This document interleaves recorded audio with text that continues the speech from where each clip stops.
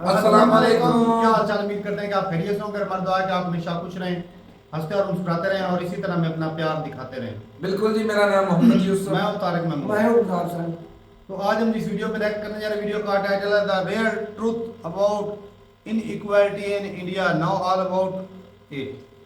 तो स्टडी है, क्योंकि वीडियो पे सब दे बहुत सारी चीज़ें सीखने को मिलेगी। यहाँ पे टॉपिक बहुत इंटरेस्टिंग है, काफ़ी डिटेल में सर ने समझाया है। वीडियो का लिंक आपको डिस्क्रिप्शन में मिल जाएगा, जरूर विजिट करना। कॉर्नर करते हैं 3 video start. Study IQ IAS, अब तैयारी हुई अफोर्डेबल।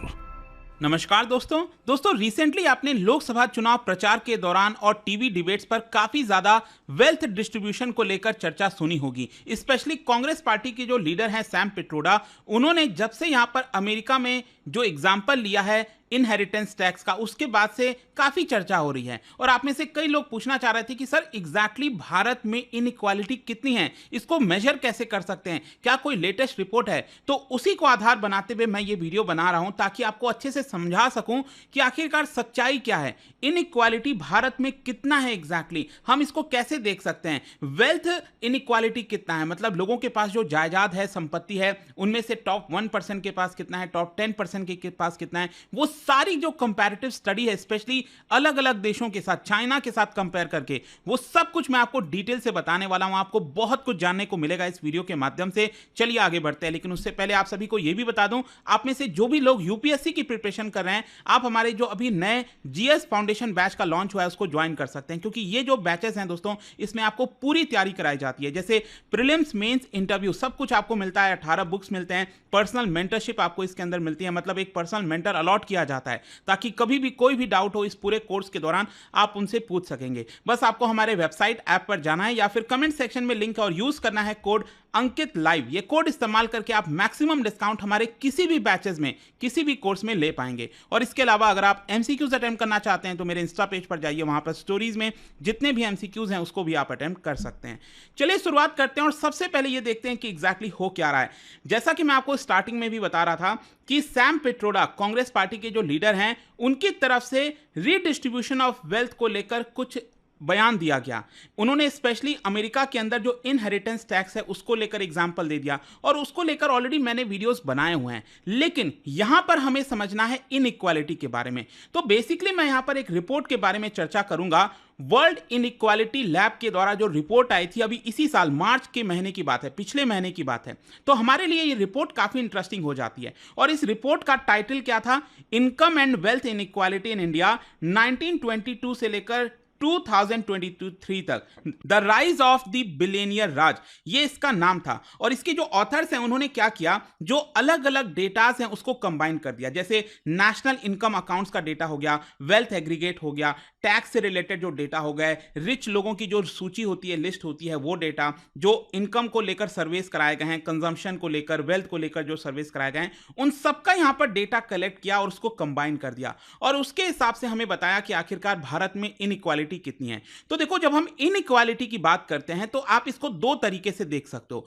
एक तो होता है इनकम इनइक्वालिटी और दूसरा होता है वेल्थ इनइक्वालिटी, और दोनों मैं आपको बताऊंगा। बेसिकली इनकम इनइक्वालिटी वो होता है कि हर साल जितना इनकम अर्न किया जा रहा है, हमारे देश में मान लो 140 करोड़ लोग हैं, तो 140 करोड़ लोग पिछले साल कितना पैसा अर्न किए थे, कितना कमाए थे, तो उनमें से टॉप 1% के पास कितना पैसा गया, टॉप 10% के पास कितना पैसा गया, ठीक है, वो एक साल की बात होती है। लेकिन जब हम वेल्थ इनइक्वालिटी की बात करते हैं तो आपको पता ही है कि आपके दादा परदादा या फिर हमारे जो वंशज पूर्वज हैं, उनसे जो हमें वेल्थ मिली है, उनसे जो हमें वेल्थ पास ऑन हुआ है, तो उसके हिसाब से भी आपने देखा होगा, आज के डेट में आप देखते होगे कि कोई काम नहीं कर रहा है लेकिन फिर भी उसके पास काफी सारा पैसा पड़ा है, तो वो वेल्थ हो जाता है कि पहले उसके पास कितना अपने पीढ़ी से चलता आ रहा है, ठीक है, तो वो वेल्थ इनइक्वालिटी होती है। तो दोनों चर्चा करेंगे। सबसे पहले अगर हम इनकम इनइक्वालिटी की बात करें तो देखो, ये जो डेटा प्रेजेंट किया गया उसके आधार पर 2022-23 में 22.6% ऑफ इंडियाज नेशनल इनकम, ये हमारे देश के सिर्फ टॉप 1% लोगों के पास गया था। ध्यान से सुनिएगा, हमारे देश के जो टॉप 1% इनकम अर्नर्स हैं, उनके पास जो पैसा गया है एक साल में, जितना भी लोगों ने कमाया है, उसका 22.6% अकेले 1% लोगों के पास गया। तो ऑब्वियस सी बात है, यहां पर आपको अच्छा खासा गैप देखने को मिल रहा है। मतलब कि पिछले 100 साल में आप देखोगे ये हाईएस्ट में आ रहा है। और इसके अलावा एक और इंटरेस्टिंग चीज है, हमारे देश के 0.1% ऑफ पॉपुलेशन जो सबसे ज्यादा अर्न करते हैं, वो हमारे देश के नेशनल इनकम का 10% हिस्सा अकेले ले जाते हैं। सोच के देखिए, 0.1% ऑफ पॉपुलेशन अकेले 10% हिस्सा ले जाती है। और अगर आप इसको कंपेयर करो पूरे दुनिया से, तो आप समझिए कि पूरे दुनिया में हर एक देश के अंदर जो टॉप 1% के पास इनकम आती है, वो आपको भारत में सबसे ज्यादा लगभग देखने को मिलेगा। ठीक है, ब्राजील और कुछ देशों को अगर आप छोड़ दो तो भारत भी टॉप कंट्रीज में आता है इनइक्वालिटी के मामले में। अब ये डेटा आपको और इंटरेस्टिंग लगेगा, इससे आपको काफी कुछ समझ में आएगा। यहां पर आप ध्यान से देखिए, बेसिकली ये बताया जा रहा है, ये ब्लू कलर में जो आप देख रहे हो ना, ये वाला जो नेवी ब्लू कलर है, ठीक है, यहां पर ये दिखा रहा है कि जो टॉप 10% लोग हैं, टॉप 10% लोग हैं हमारे देश में, वो हमारे देश का 57.7% इनकम ले जाते हैं। 57.7% इनकम, सोच के देखिए। और इनका एवरेज इनकम, सालाना जो इनकम है, वो 13,52,000 के आसपास है। टॉप 10%, मतलब अगर आपकी इनकम 13,52,000 से ऊपर है तो आप देश के टॉप 10% में आते हैं। ठीक है, अब अगर हम बात करें मिडिल 40% की, मतलब 11% से लेकर 50% वाली जो जनता है, ठीक है, बीच की जो 40% जनता है, उनका ओवरऑल इनकम में जो शेयर है वो 27.3% है। ठीक है, 27.3% है। और इनका एवरेज इनकम कितना है सालाना? जस्ट 1,65,000। सोच के देखिए, मतलब आप गैप देख रहे हो, मिडिल 40% और टॉप 10% के बीच में ये जो गैप है। फिर इसके अलावा अब एक और डेटा काफी इंटरेस्टिंग हो जाता है, जो हमारे देश के सबसे गरीब 50% आबादी है, ठीक है, इनका आप देखिए इनकम कितना है। ये नेशनल इनकम का सिर्फ 15%। सोचिए, जो बॉटम 50% हमारी जनता है, उनके पास हमारे देश का सिर्फ 15% इनकम जाता है। और इनका एवरेज इनकम पता है कितना है? Just 71,000 rupees. जस्ट इमेजिन कि कैसे इतना ज्यादा आपको डिफरेंस देखने को मिलेगा। तो ये हो गया आपका इनकम इनइक्वालिटी। अब अगर हम बात करें वेल्थ इनइक्वालिटी की, तो यहां पर भी आपको काफी इंटरेस्टिंग डेटा मिलेंगे। वेल्थ इनइक्वालिटी मैंने आपको पहले ही बता दिया कि आपके पास जो जायदाद संपत्ति है, ओवरऑल जो आपके पास टोटल आपके पास वेल्थ पड़ा हुआ है, उसकी हम बात कर रहे हैं। तो यहां पर आप ध्यान से देखिए, 2022-23 में जो हमारे देश का टोटल वेल्थ है, उसका 40% वेल्थ हमारे देश के टॉप 1% जनसंख्या के पास है। सोचिए, मतलब हमारी देश की जो टॉप 1% आबादी है, उनके पास अकेले 40% वेल्थ है, जो कि बताया जाता है कि 1961 के बाद से सबसे हाईएस्ट है। तो इससे यह भी पता चलता है कि 1961 के पहले ये और भी ज्यादा था। ठीक है, खैर यहां पर एक और चीज आप देख सकते हो, जो शेयर ऑफ वेल्थ है अमंग 10%, ये 45% से इंक्रीज होके 65% चला गया है। ठीक है, 45% से इंक्रीज होके 65% चला गया है। और इसी हिसाब से अगर आप बॉटम 50% की बात करें और मिडिल 40% की बात करें, तो उनका वेल्थ काफी डिक्लाइन हुआ है। तो इस डेटा से हम ये समझ सकते हैं कि जो अमीर लोग थे वो और ज्यादा अमीर हो गए हैं, और जो गरीब लोग थे वो और ज्यादा गरीब हो गए हैं एक तरह से। अब वेल्थ इनइक्वालिटी का ये वाला डेटा ध्यान से देखिएगा, इससे आपको और अच्छे से समझ में आ जाएगा। ये जो आप देख रहे हो, ये वाला जो पार्ट है, ये दिखाता है कि टॉप 10% हमारी जो पॉपुलेशन है, उसके पास हमारे देश का 65% वेल्थ है। और कितना वेल्थ है एवरेज में? 87,70,000 रुपीज। 87,70,000 रुपीज। और जो मिडिल 40% है, मतलब 11% से लेकर 50% के बीच में जो 40% जनसंख्या है मिडिल वाली, उनके पास कितना वेल्थ है हमारे देश का टोटल का? 28.6%। और एवरेज में आप देखिए, इनके पास करीब 9,63,000 है, लगभग 10 लाख के आसपास इनके पास वेल्थ है।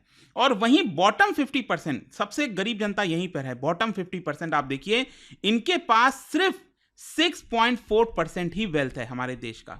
सोचिए, और इनका एवरेज वेल्थ कितना है? Just 1,73,000 rupees. ये मैं बॉटम 50% की बात कर रहा हूं यहां पर। तो इस आंकड़े से अब आपको अच्छे से समझ में आ जाएगा कि आखिरकार हमारे देश में कितनी ज्यादा इनइक्वालिटी है। इसके अलावा भी आप देख सकते हो, यहां पर आपको अच्छे से देखोगे, जो एडल्ट पॉपुलेशन है हमारे देश में, उनकी संख्या 92 मिलियन के आसपास है। सॉरी, आई थिंक ये मेरे ख्याल से 92 मिलियन है, 92 करोड़ होना चाहिए मेरे ख्याल से। ठीक है, ये 92 करोड़ होना चाहिए। तो यहां पर क्या है, मैं बेसिकली आपको ये बताना चाह रहा हूं कि जो 10,000 इंडिविजुअल्स है हमारे देश के, टॉप 10,000 इंडिविजुअल्स, उनके पास एवरेज वेल्थ देखिए कितना है? 22.6 बिलियन रुपीज। ठीक है, जो कि एक एवरेज इंडियन की जो वेल्थ है ना, उससे 16,000 टाइम्स ज्यादा है। ठीक है। फिर इसके अलावा आपको एक चीज समझना है यहां पर कि भारत के अंदर जो वेल्थ इनइक्वालिटी है वो ब्राजील और साउथ अफ्रीका से थोड़ा सा कम है, क्योंकि ब्राजील में अगर आप देखोगे टॉप 10% जनसंख्या के पास वेल्थ कितनी है, 85% का पूरा वेल्थ है, और साउथ अफ्रीका में टॉप 10% आबादी के पास 79% वेल्थ है, और वहीं भारत का मैंने आपको कितना बताया था, 65% वेल्थ है, ये टॉप 10% जनसंख्या के पास। तो कंपेयर करो अगर आप ब्राजील और साउथ अफ्रीका से, तो ये आपको अभी कम देखने को मिल रहा है। लेकिन प्रॉब्लम क्या है, प्रॉब्लम यह है कि इनकम इनइक्वालिटी भारत में यहां पर ज्यादा है, इनफैक्ट साउथ अफ्रीका और ब्राजील और यूएस से भी ज्यादा है, और इसी की वजह से आगे चलकर हो सकता है कि अगर इस पर काम नहीं किया गया तो ब्राजील और साउथ अफ्रीका को भी हम पीछे छोड़ देंगे, ठीक है। खैर, अब यहां पर एक और चीज इंटरेस्टिंग डेटा बताया गया था, ये जो रिपोर्ट आई थी उसमें यह बोला गया कि 1960 से 1980 के बीच में आप देखोगे तो एक्चुअली इनइक्वालिटी ड्रॉप हुई है थोड़ी सी, लेकिन 1980 के बाद आपको पता ही है धीरे धीरे हम लिबरलाइजेशन की तरफ जा रहे थे, तो वहां पर जैसे जैसे हम लिबरलाइजेशन की तरफ जा रहे थे तो इनइक्वालिटी बढ़ती गई, और स्पेशली 1991 का जो लिबरलाइजेशन रिफॉर्म आया था, एलपीजी जो रिफॉर्म आया था, उसके बाद से तो यहां पर इनइक्वालिटी काफी ज्यादा बढ़ गई है, ऐसा रिपोर्ट के अंदर बताया गया। अब देखो यहीं पर मैं थोड़ा सा आपसे चर्चा करना चाहता हूं, यहां पर क्या आपको पता चल रहा है कि 1960 से 1980 के बीच में हमारी इनइक्वालिटी कम हुई है, लेकिन क्या आपको पता है 1960 से 1980 का बीच का जो दौर था ना, वहां पर हमारी जीडीपी ग्रोथ भी काफी कम थी। तो इससे हमें यह पता चलता है कि इनइक्वालिटी कम हो जाना ही सिर्फ सोल्यूशन नहीं है। आप सोचो, अगर हम कह दें कि इनइक्वालिटी कम है तो इसका मतलब क्या हुआ, मान लो अमीर जो है उसको आप गरीब कर दो, और जो गरीब है वो भी तो गरीब ही है। यहां पर इंपॉर्टेंट ये होना चाहिए कि गरीब को हमें पॉवर्टी लाइन से बाहर निकालना है, उसको भी हमें मिडिल क्लास की तरफ ले जाना है, तब तो इसका फायदा होगा। तो यहां पर 1960 से 1980 के बीच में अगर इनइक्वालिटी कम हुई तो इसका मतलब क्या हुआ, ये अच्छी बात है नहीं, क्योंकि ओवरऑल हमारी जीडीपी भी कम थी उस समय। वो तो क्या है कि लिबरलाइजेशन के बाद, एलपीजी के बाद जो इकोनॉमिक बूम आया उसकी वजह से लोगों की इनकम बढ़ी और यहां पर इनइक्वालिटी बढ़ती गई। हां, मैं ये कह रहा हूं कि इनइक्वालिटी हम थोड़ा सा एडजस्ट कर सकते हैं, कम कर सकते हैं, वो कर सकते हैं, लेकिन हम इकोनॉमिक ग्रोथ के साथ समझौता नहीं कर सकते, क्योंकि हम गरीबी को कभी दूर कर ही नहीं सकते जब तक हम इकोनॉमिक ग्रोथ नहीं कर पाएंगे। तो यहां पर रिपोर्ट में बेसिकली यह भी बताया गया है कि 2014 से लेकर अभी तक 2023 के बीच में अगर आप देखोगे तो भारत में जो इनइक्वालिटी बढ़ी है वो ब्रिटिश टाइम से भी ज्यादा है, ऐसा रिपोर्ट के अंदर कहना है। खैर, यहां पर अब हमें थोड़ा सा कंपैरिजन भी करना चाहिए, जैसे स्पेशली चाइना के साथ काफी कंपैरिजन होता है। तो मैं आपको बता दूं 1975 तक अगर आप देखोगे ना, जो भारत की एवरेज इनकम थी, लोगों की जो एवरेज पर कैपिटा जो इनकम कहते हैं, वो चाइना और वियतनाम के लगभग आसपास ही थी। हम लगभग सेम पोजीशन पर थे, भारत, चाइना और वियतनाम लगभग सेम पोजीशन पर थे 1975 में। फिर क्या होता है अगले 25 साल में, मतलब 1975 से लेकर 2000 के बीच में, ये 25 सालों में अगर आप देखोगे तो चाइना और वियतनाम की जो इनकम है वो करीब 35 से 50% इंक्रीज हुई कंपैरिजन टू भारत। भारत में जो भी इनकम इंक्रीज हुआ है उसके मुकाबले चाइना और वियतनाम में हमसे 35 से 50% ज्यादा इंक्रीज हुआ है। और स्पेशली 2000 के बाद से तो आप देखिए तो यहां पर चाइना की जो इनकम है वो और तेजी से हुई है, डबल डिजिट में ग्रोथ हो रहा था, और भारत की जो इनकम राइज हुई है, भारत का जो इनकम है, भारत के अंदर लोगों का इनकम है, उसका 2.5 गुना ज्यादा इंक्रीज आपको चाइना के अंदर देखने को मिलेगा। तो यहां पर इंटरेस्टिंग चीज ये देखने को मिला कि चाइना के अंदर जो जीडीपी ग्रोथ बढ़ रही थी, इनकम बढ़ रही थी, वो ब्रॉड बेस्ड थी। भारत के अंदर यहां पर जो इनकम बढ़ रही थी वो ब्रॉड बेस्ड नहीं थी। ब्रॉड बेस्ड कहने का मतलब है कि भारत में जो इनकम बढ़ गई थी वो आपका रिच पीपल की इनकम ज्यादा बढ़ रही थी in comparison to poor people. लेकिन चाइना में क्या था, ओवरऑल सभी लोगों का ओवरऑल इनकम बढ़ रहा था। इसीलिए क्या हुआ कि चाइना के अंदर इनइक्वालिटी उतना ज्यादा नहीं हुआ। कहने का मतलब यह है कि चाइना में, चाइनीज इकोनॉमी ने जो हायर ग्रोथ अचीव किया उसके साथ साथ वहां पर इकोनॉमिक इनइक्वालिटी तो आई लेकिन उतनी ज्यादा नहीं आई, ठीक है। वहीं भारत के अंदर इकोनॉमिक ग्रोथ कोई बहुत ज्यादा तो हुआ नहीं था, ठीक ठाक ही इकोनॉमिक ग्रोथ हमने अचीव किया, लेकिन हमारे यहां पर प्रॉब्लम क्या हुआ कि इनइक्वालिटी काफी ज्यादा आई। तो ये सब इश्यूज हैं यहां पर भारत के अंदर। आई होप अब आपको अच्छे से समझ में आ रहा होगा भारत और चाइना के कंपैरिजन को लेकर। तो अब क्वेश्चन यहां पर ये आप सभी के मन में आ रहा होगा, तो करना क्या चाहिए। देखो, ये जो रिपोर्ट आई थी ना मार्च के महीने में, उसके अंदर ये बोला गया कि अगर हमें इकोनॉमिक ग्रोथ भी अचीव करना है, और साथ ही साथ इनइक्वालिटी को कम करना है, तो वो तभी पॉसिबल है जब हम ह्यूमन डेवलपमेंट को इंप्रूव करेंगे और पॉवर्टी को कम करेंगे। ह्यूमन डेवलपमेंट क्या होता है? ह्यूमन डेवलपमेंट इंडेक्स अक्सर आपने पढ़ा होगा, उसके अंदर किस चीज़ की चर्चा होती है? हेल्थ की चर्चा होती है, ठीक है, हेल्थ के ऊपर फोकस करना चाहिए। फिर चर्चा होती है उसके अंदर एजुकेशन को लेकर, फिर वहां पर चर्चा होती है पर कैपिटा इनकम को लेकर।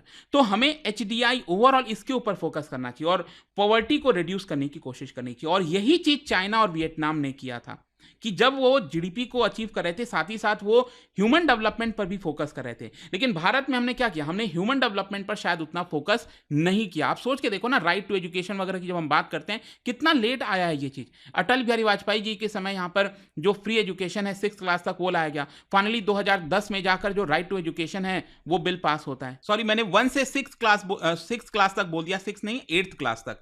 बेसिकली 6 ईयर से लेकर 14 ईयर्स के बीच में बच्चों की जो पढ़ाई है उसको एक तरह से फ्री कराया गया था। खैर, यहां पर अब मैं आपको कुछ एग्जाम्पल बताता हूं भारत का। भारत के अंदर भी आप देखोगे पिछले 30 वर्षों में जब से हमने LPG रिफॉर्म लाया है, उसमें जो राज्यों ने इकोनॉमिक ग्रोथ 7% से जिनका ज्यादा रहा है, वहां पर आपको कंपैरेटिवली ह्यूमन डेवलपमेंट उन्होंने बेटर किया है। ठीक है, जैसे कि फॉर एग्जांपल केरला, तमिलनाडु, आंध्र प्रदेश, कर्नाटका, महाराष्ट्र, गुजरात, पंजाब और दिल्ली, ये ऐसे राज्य हैं जहां पर पिछले 30 वर्षों में जो GDP ग्रोथ रेट रही है वो आपका 7% से ज्यादा रही है। और इसी की वजह से वहां पर ह्यूमन डेवलपमेंट भी आपका बेटर देखने को मिला है इन कंपैरिजन। अगर आप इसको कंपेयर करो, हम कहते हैं ना बीमारू राज्य, जैसे कि झारखंड हो गया, छत्तीसगढ़, बिहार, मध्य प्रदेश, उड़ीसा, उत्तर प्रदेश, राजस्थान, वहां पर जो GDP ग्रोथ रेट रही है वो 5% से भी कम रही है। और इसीलिए ये राज्य आज के डेट में काफी पीछे हैं in comparison to these states. फिर इसके अलावा आप देख सकते हो अभी लेटेस्ट पोजीशन में अगर आपको बताऊं ह्यूमन डेवलपमेंट इंडेक्स का, जो अभी रिपोर्ट भी आया था, मैंने आई थिंक शायद 1 महीने पहले ही इसके ऊपर डिटेल चर्चा की थी। और 193 कंट्रीज में भारत का जो ह्यूमन डेवलपमेंट जो पोजीशन है वो है आपका 134। And Bharat 5th largest economy होने के बावजूद भी श्रीलंका, भूटान और बांग्लादेश से हम नीचे हैं ह्यूमन डेवलपमेंट के मामले में।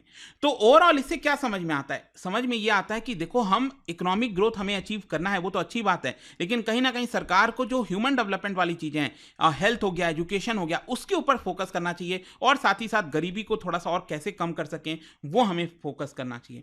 और अल्टीमेटली इसी को लेकर बहस चल रहा है इस समय पॉलिटिकल पार्टीज के बीच में। लेकिन पता नहीं, देखो ये बहस क्या इस चुनाव तक ही सीमित रहेगा या फिर चुनाव के बाद भी ये बहस चले तो एक अच्छी बात है, डिबेट हो, लोग चर्चा करें इसके बारे में। बट आई होप कि इस वीडियो से आपको एक ओवरऑल व्यू मिला होगा और मैं चाहता हूं कि इस वीडियो को आप ज्यादा से ज्यादा और लोगों को बताएं ताकि इसके बारे में पता चले लोगों को। तो आई होप आपको कैसा लगा, आप मुझे कमेंट्स में बताइएगा आपको क्या क्या चीजें समझ में आई। और जाने से पहले एक इंटरेस्टिंग क्वेश्चन, देखो हम जब इनइक्वालिटी की बात करते हैं तो अक्सर आपने एक गिनी कोफिशिएंट के बारे में सुना होगा, तो जो इनकम इनइक्वालिटी को रिप्रेजेंट करता है। तो गिनी कोफिशिएंट से रिलेटेड 2 स्टेटमेंट यहां पर दिए हैं, आपको बताना है कौन कौन से स्टेटमेंट करेक्ट है। इसका राइट आंसर आप सबको पता है, मेरे इंस्टाग्राम पर तो मिलेगा ही, वहां पर अगर आप नहीं हो कोई बात नहीं, टेलीग्राम से ले सकते हैं इसका सही उत्तर। मैं कई सारे जो MCQs हैं वो यहां पर स्टोरीज में डालता रहता हूं। अगर आपको PDF चाहिए तो टेलीग्राम पर आइए, अलग अलग सोशल मीडिया पर आप जुड़ पाओगे। और जैसा मैंने आपको बताया, अगर आप UPSC की तैयारी कर रहे हैं, कोई भी बैच चाहते हैं, you can simply use this code Ankit live to get maximum discount. And I hope कि वीडियो आपको पसंद आया होगा। मिलता हूं आपसे next time, till then thank you very much, see you soon. Study IQ IAS, अब तैयारी हुई अफोर्डेबल। चले जी, वीडियो खत्म हो गई भाई साहब, बहुत ही डिटेल में वीडियो थी और बहुत सारी चीज़ें सीखने को मिली। और एक और जो चीज़ है, अब ये जो डाटा दिखाया गया, अब इसमें सच्चाई है या झूठ है जो हमें दिखा, उसके हिसाब से बात करें ना भाई, कि जो इंडेक्स आज तक आते रहे ना कि भाई हिंदुस्तान में कितने करोड़, 3-4 करोड़ जो है वो गुर्बत से निकले हैं, तो जो ये डाटा दिखाई दे रहा है यहाँ पर तो 50% को 50% आबादी को ऐसे काट के छोड़ा गया। पाकिस्तान अलग क्यों किया गया था?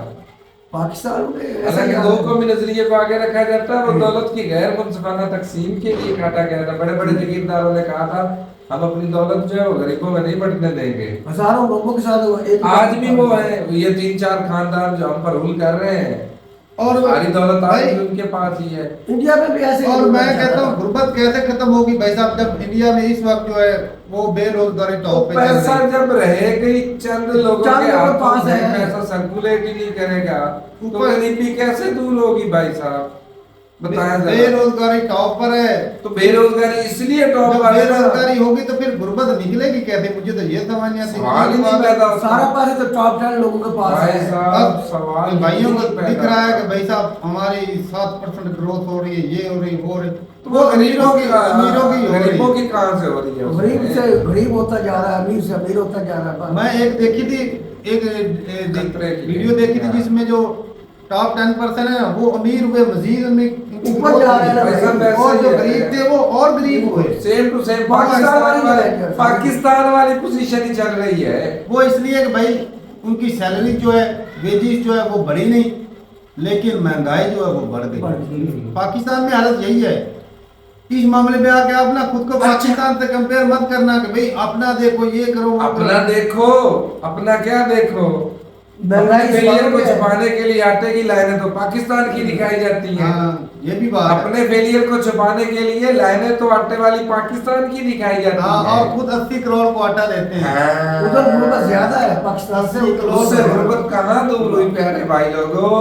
वो पैसा तो चार लोगों गुर्बत के हाथों कोई में है, दूर नहीं गुर्बत हुई। ये तो चूरन है, चूरन जो पाकिस्तान से भी ज्यादा इंडियन पब्लिक को दिया जा रहा है, और ब्रिटिश राज से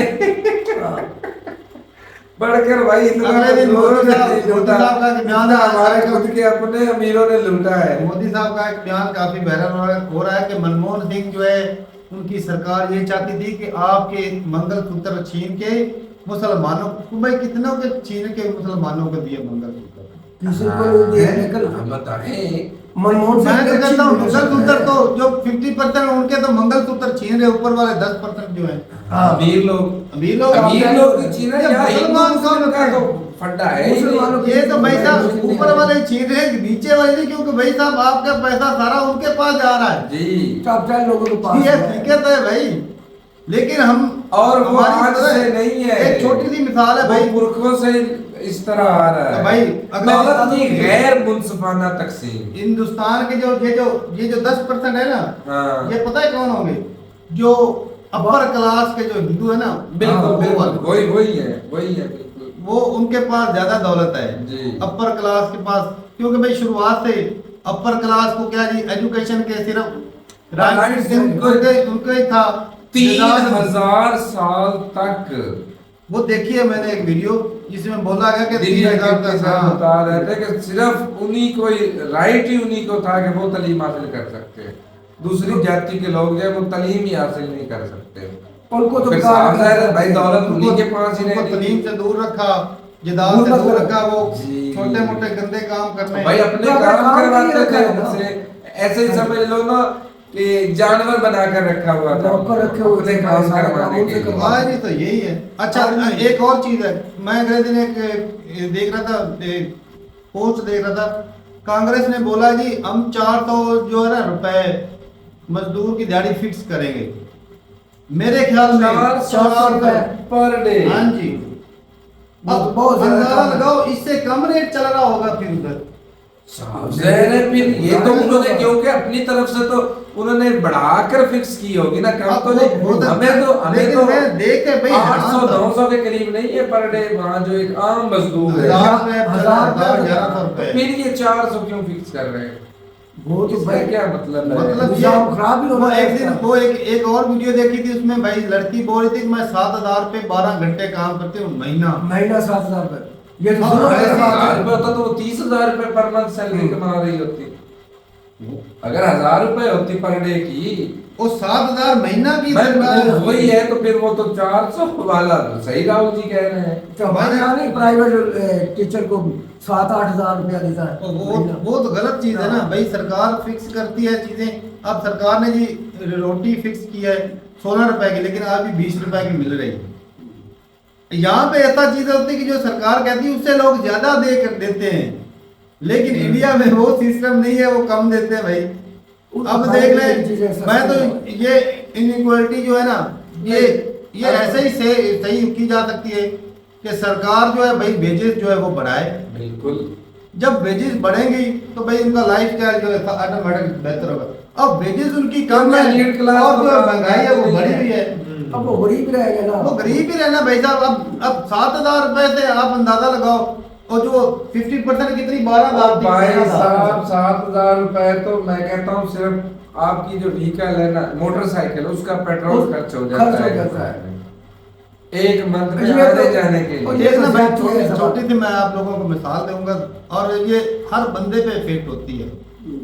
जब बंदे को किसी से प्यार होता है ना, उसकी हर खामी आपको अच्छी लगेगी, आप इग्नोर करोगे, कोई दिक्कत नहीं, बस प्यार है, ठीक है, चलता प्यार है। अंधा आता है ना। लेकिन अगर आपको किसी से नफरत है, अगर वो कोई अच्छा काम करता है ना, वो बुरा लगेगा। वो बुरा लगेगा। भाई साहब ये चीजें हैं कि ये रिपोर्ट अगर सच्ची है तो यकीन माने आप लोगों की आंखें इस कंट्री रिपोर्ट को देख खतरे के ना में है भाई, कंट्री खुल जानी खतरे चाहिए। में है। खतरे में नहीं, अब भाई लेकिन ये खतरे में ही सवाल तो है। कर सकते हैं ना, सवाल तो करें। 50% पॉपुलेशन, ये तो फिर ऐसा है कि यहाँ गरीब तो है ना। इन लोगों के सर उतार अब दिए ये जाए, 50% तो गरीबी खत्म हो सकती है। अच्छा एक और भी चीज है वरना भाई, नहीं खत्म ये होगी भाई। 50% ना तो मुस्लिम है ना हिंदू, ये सारे सारे कौम हैं। है, बिल्कुल सारे कौम इंडियन है। इसमें मुस्लिम भी इंडियन है, है। हिंदू भी है, ईसाई क्योंकि भी है, मेजोरिटी सारे में हिंदू है, तो साफ जा रहे हैं हिंदू ज्यादा होंगे। ज्यादा संख्या हिंदुओं की होगी। जी तो भाई बिल्कुल। साहब थोड़ी सी आंखें खोलने वाली बात है कि ऐसी पार्टी को सपोर्ट करें कि भाई साहब ये अडानी, अब फिर आपको बोलेंगे अडानी से तकलीफ होती, मुझे किसी से तकलीफ नहीं। और यकीन माने कुछ भाई समझते हैं कि ये जी मोदी साहब के लिए प्रोपेगेंडा करता है। हम भाई साहब अगर तारीफ करें ना, मुझे भी पता है हमारे व्यूज अच्छे आएंगे, और हमें देखने वाले ज्यादातर जो बीजेपी के फॉलोअर हैं। अगर हम यकीन माने अगर सिर्फ तारीफ ही करते रहे ना, तो हम ज्यादा कमा सकते हैं भाई, व्यू भी अच्छे, लेकिन वो सच नहीं। गाली भी नहीं मिलेगी। वो सच नहीं लेकिन भाई वो होगा। बात अब पता सच्ची नहीं, हो। हमारा ज़मीर रहता है कि जो हमें नॉलेज की कमी जरूर हो सकती है, लेकिन हमें जो लगता है ना, यकीन माने जो हम बात करते हैं दिल से करते हैं कि ये चीज गलत हो रही है। बिल्कुल। और ये जो रिपोर्ट दिख रही है ना, अब भाई साहब आप अंदाजा लगा के 50% के पास सिर्फ 6% वेल्थ है भाई। 6%। देखो हिंदुस्तान में देखो 6% वेल्थ है, तो गुर्बत कहाँ है भाई साहब? अंदाजा लगा लो। इंडिया में है कि पाकिस्तान में है? इंडिया में चलो आटे की लाइनों में हम ही लगते सही। आटे की लाइनों में हम लगते हैं, लेकिन हम 80 करोड़ नहीं लगते, हाँ। ये भी अंदाजा लगा लो। बिल्कुल। बाकी भाई गैर मुनसिफाना तकसीम का ऐसे ही हल हो सकता है कि ज्यादा से भाई ज्यादा उनके लिए रोजगार काम बढ़ाया किया जाए। जाए, और वो डंडे से हो सकता है। डंडा किसके पास है? गवर्नमेंट के पास। और गवर्नमेंट किनकी जेबों में है? वो बढ़ेगे। वो बढ़ेगे। बढ़े। गवर्नमेंट किनकी जेबों में है? जितने मर्जी हाँ, खरीद ले। उनकी राइट पॉकेट में रहते हैं ये हमेशा। आपके ये गवर्नमेंट के चुने हुए, आपकी वोट की ताकत से चुने हुए जो लोग हैं, वो किनकी पॉकेट्स में होते हैं? बड़े जो लोग। ये टॉप 10 वाले हैं। हाँ जी। उनकी पॉकेट्स में टॉप होते 10 हैं। वालों में भी नहीं होते, टॉप 1 हाँ, वन सारा पैसा बिल्कुल। वो निकालते हैं ना। हाँ। तो ठीक है भाई, हमें तो और अच्छा उनके लिए भी नहीं, जो 40% में आ रहे हैं वो भी मिडिल Middle क्लास class है। है। हाँ, और वो भी उनका जमीन वो आसमान भी का फर्क है। वो भी दिन ब दिन नीचे ही जा रहे हैं। वो भी वो टॉप गरीब 10 होंगे। हाँ, साफ जाहिर है। उनकी सैलरी देख लो भाई, वो 13,000 है तकरीबन। हाँ हाँ, उससे महीना कैसे चलेगा? वो भी मुश्किल से गुजारा नहीं, कर रहे हैं। उनकी तकरीबन लाख के ऊपर है, 13 लाख के करीब है सालाना हाँ, इनकम जो है। अच्छा। और वो जो गरीब तबका है 50 उनकी तकरीबन लाख के करीब है। 1,65,000। ऐसी है। इतनी तकरीबन थी। अब अंदाजा लगाओ कहाँ 13 लाख, और 13 से देखो 87। हाँ। इतना जमीन आसमान का बहुत फर्क है जमीन भाई, आसमान का फर्क है भाई। जमीन आसमान। और ये मेरे ख्याल में जब रिसर्च इतनी ज्यादा की नहीं, लेकिन ये ऐसा ही हो सकता है कि सरकार जो है एक सैलरी जो है वो फिक्स करे, जिसमें गरीबों का गुजारा गरीबों अच्छा को हो अच्छा सके। गुजारा हो सके, उनकी सेविंग भी हो जाए और उनकी घर का खर्च भी चल जाए। अब वो हो ही इतने बेचारे कि वो इधर उधर से मांग के अपना महीना गुजारेंगे, तो फिर वो बेहतर कैसे होंगे? नीचे जाएंगे ना। तालीम, एजुकेशन लाजमी हो, हेल्थ जो है वो अच्छी हो। गरीब तबके। हालांकि मोदी सरकार गरीब ने लोग चाहिए। अच्छा, गरीब तबके नहीं, के वो तो लोग- पाँच लाख का होना आज के चाहिए। दौर में सबसे ज्यादा टैक्स इंडियन गवर्नमेंट ने किस चीज पर लगा रखा है? हैवी टैक्स एजुकेशन पर। Education- कोचिंग वाले होते हैं उन पे लगा रखा है। एजुकेशन जो पर। यूपीएससी के दिया लाखों रुपए फीस चार्ज करते हैं, हम्म। लेकिन वो भी बर्डन देखा जाए तो कुल मिला के Student पे ही स्टूडेंट्स पड़ता पर ही पढ़ना है, और भी दोनों ने अपनी जेब से थोड़ी ना देना है। सही बात है। तो ठीक है भाई, अपनी राय जरूर बताइएगा कमेंट सेक्शन में कि ये जो गैर मुनसिफाना दौलत की तकसीम है, इसको कैसे ठीक किया जा सकता है। काफ़ी चीज़ें भाई सीखने को मिलेगी, और मेरे ख्याल में तो ऐसा ही है कि भाई जिस तरह मोदी साहब ने काम अच्छे भी किए हैं, क्योंकि अब जो है वो काम अच्छे करते वो इसलिए कि भाई जब कंट्री तबका को गुर्बत से निकल नहीं रहा है भाई साहब, जो काम अच्छे कंट्री किए गुर्बत से वो निकल नहीं दुनिया रहा है। सैलरी फिक्स होनी चाहिए। अगर आपके पास अंदाजा लगा लो कि दुनिया की कंपनी इधर क्यों आती, क्योंकि उनको भाई साहब बेले मुक्ति के लोग मिल जाते हैं, सस्ते में मिलते हैं सस्ते में, मजदूर। लेबर सस्ती, और सस्ती लेबर मतलब गुर्बत ही है। सबसे- अगर महंगी लेबर मिले तो इधर काम ना तो करे। भाई अपने ही मेरा कंट्री भाई ना में जर्मनी में होता है, एक आम सा मजदूर है, वेटर है, और वो 4-5 लाख रुपया कमाता है पाकिस्तानी, उसके पास गाड़ी भी है, मर्सिडीज रखी हुई है। अब अंदाजा लगाओ एक मजदूर वहां का वो गाड़ी रख सकता है, और यहाँ का अच्छे खासी मिडिल क्लास बंदा जो है ना वो भी गाड़ी अच्छी रख पोस्ट पे एसपी डीएसपी भी लगाओ, वो तनख्वाह से गाड़ी अफोर्ड नहीं कर ईमानदारी सकता, से काम करे तो गाड़ी अफोर्ड नहीं कर ले सकता, क्योंकि भाई 50,000 तो उसका बिजली का बिल आ जाना, ज्यादा से ज्यादा कितनी लाख 1.5 लाख तक का होगी, यही हाँ, बाकी यही है। खर्चे खुर्चे निकल जाए, गुजारे करते ये हैं। चीज है भाई। बाकी भाई आप ज्यादा समझदार हैं, समझते हैं तो ठीक है भाई, अपनी राय जरूर बताइएगा कमेंट सेक्शन में कि ये जो गैर मुनसिफाना तकसीम है इसको कैसे बेहतर किया जा सकता है, ताकि जो गरीब लोग भी है ऊपर उठे। और इस रिपोर्ट से भाई साहब यही दिखता है कि भाई साहब गुर्बत से इंडिया के लोग नहीं निकले, जो मोदी साहब बोलते हैं ना कि गुर्बत से हमने लोगों को निकाला है। कल मैं रात को एक राजनाथ सिंह की देख रहा था वीडियो, वो कह रहे थे कि मोदी साहब को सिर्फ 5 साल दे दें और दे और दे दें, भाइयों, हिंदुस्तान में एक बहनों, भी गरीब नहीं रहेगा। हाँ, वो मैंने 50% जो है, ये वो भी डेटा खत्म दिख कर रहा है भाई देंगे। साहब, ये तो 50%, मैं कहता हूँ जो 40% है ना बिजनेस, वो भी उसमें से आ 10% जाएंगे। इधर आ जाएंगे। हाँ तो ठीक है भाई, मिलते हैं वीडियो के साथ, तब तक के लिए इजाजत देंगे। अल्लाह अल्लाह हाफिज़। हाफिज़।